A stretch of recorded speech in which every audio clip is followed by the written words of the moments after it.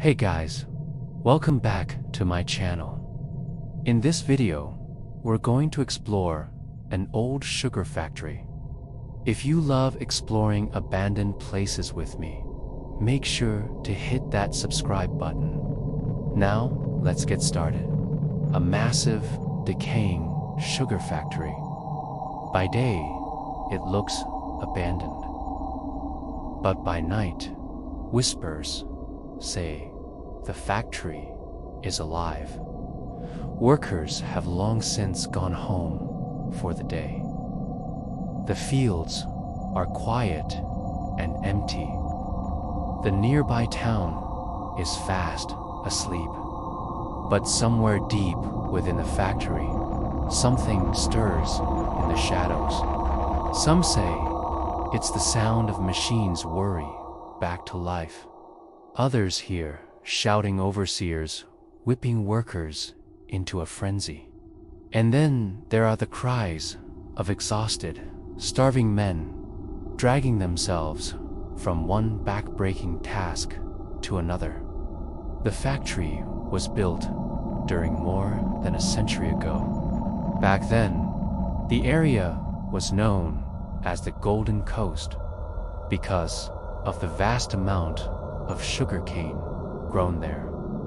The factory was the beating heart of the industry.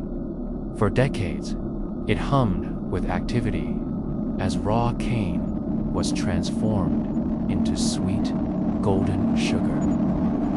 Thousands of workers toiled here, hoping to earn enough money to send back to family or save enough for a better life.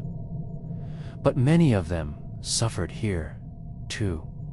Some were injured by the dangerous equipment or fell ill from the unhealthy working conditions. And others simply worked themselves to death. Locals say the factory absorbed their pain, their sorrow, and their restless spirits. One evening, a group of explorers dared to venture inside. They wandered through the long, dark corridors, which were covered in dust and cobwebs. The air was heavy and stale, almost impossible to breathe. They could hear strange noises coming from the shadows. Then they saw it, the gears of an old machine moving on their own. It was as if the factory remembered its past life and was trying to tell them its story. As they continued their journey, the explorers came across the factory's main hallway. It was here where things took a terrifying turn. Locals call this place the Devil's Corridor because footsteps can be heard echoing through the darkness. But when they turn around, there is no one there. One of the explorers claimed he was pushed by an invisible hand and sent sprawling onto the dusty floor. Another said they felt a cold spot and heard chains dragging metal moans. Still, none of them could see anything in the darkness. Then one of the bravest explorers decided to walk to the end of the hallway, but they would soon regret their decision. As they reached the end of the corridor, they froze in their tracks. In front of them stood a tall, shadowy figure blocking their path. It seemed to be made of darkness itself, like a thick fog given form. The explorer tried to call out, but their voice caught in their throat. They couldn't move or speak. The entity loomed over them, and they could feel its cold, dead eyes boring into them. It was as if all the factory's pain and sorrow had manifested into this one creature. Finally, the explorer broke free of their paralysis and ran back down the hallway. They didn't stop running until they were far away from the factory. Later, they would tell their friends about what they had seen, but no one would believe them. They were all too afraid to venture into the dark factory themselves. One day, while researching old documents, someone stumbled upon a forgotten journal. It told the story of the factory's construction and the harsh conditions under which the workers labored. It also spoke of a terrible tragedy that occurred one night when a fire broke out in a factory. Flames roared through the building, trapping hundreds of workers inside. The journal ended abruptly, leaving many questions unanswered. What caused the fire? Who were the workers? What happened to the survivors? The journal was filled with heartbreaking stories of human suffering, and it became clear that the factory was more than just a building. It was a graveyard of memories, a place where the echoes of the past still lingered. But that wasn't the only discovery that shed light on the factory's dark history. In a local cemetery, a weathered headstone caught someone's eye.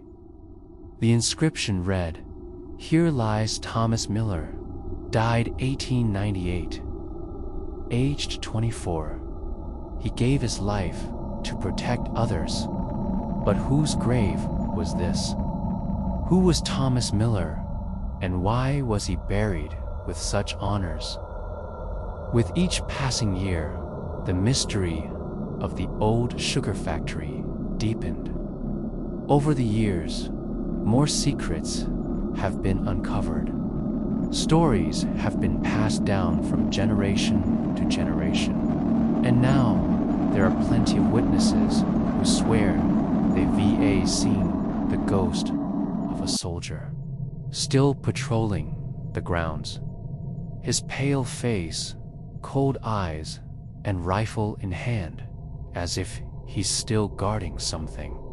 Locals believe he was a guard who lost his life during the factory fire. Some say they've even heard him shouting orders to imaginary soldiers. Others claim he appears suddenly and disappears just as quickly. A few brave souls have ventured near him, but they always regret their decision. The soldier seems to sense danger, growling fiercely and brandishing his weapon. But the ghost of the soldier is not the only spirit that haunts the factory.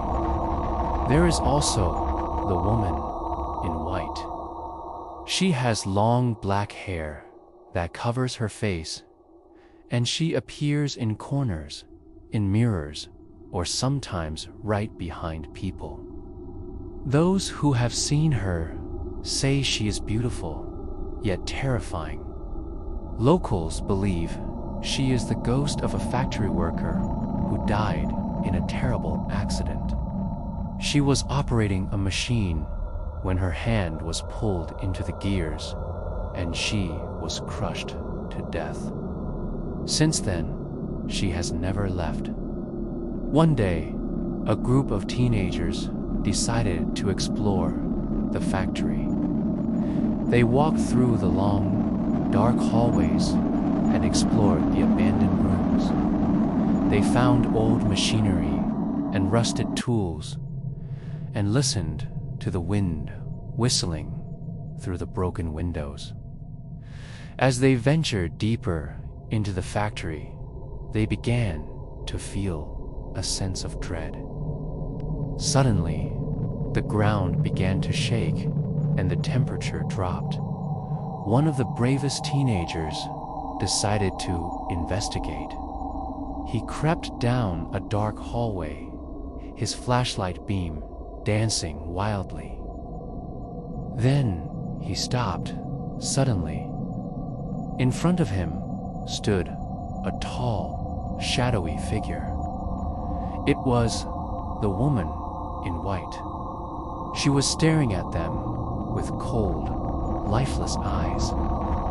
The teenager froze in fear and couldn't move. Then the ghost vanished. The teenagers ran away, terrified and shaken by what they had seen. Inside the factory, the deeper you go, the stronger the presence becomes.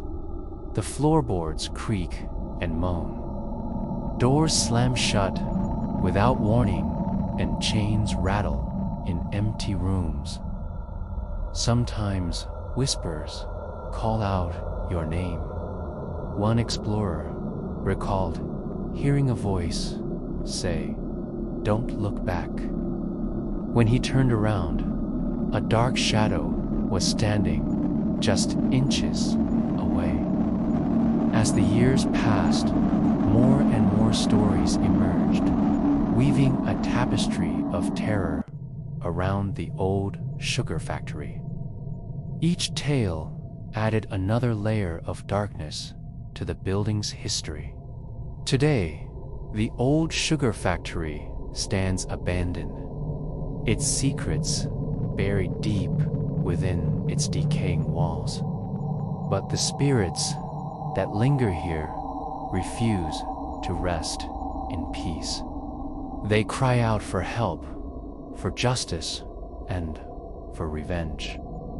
The Devil's Corridor is still haunted by the footsteps of workers who never made it home. The gears of justice turn slowly as the restless spirits wait for their time in the sun.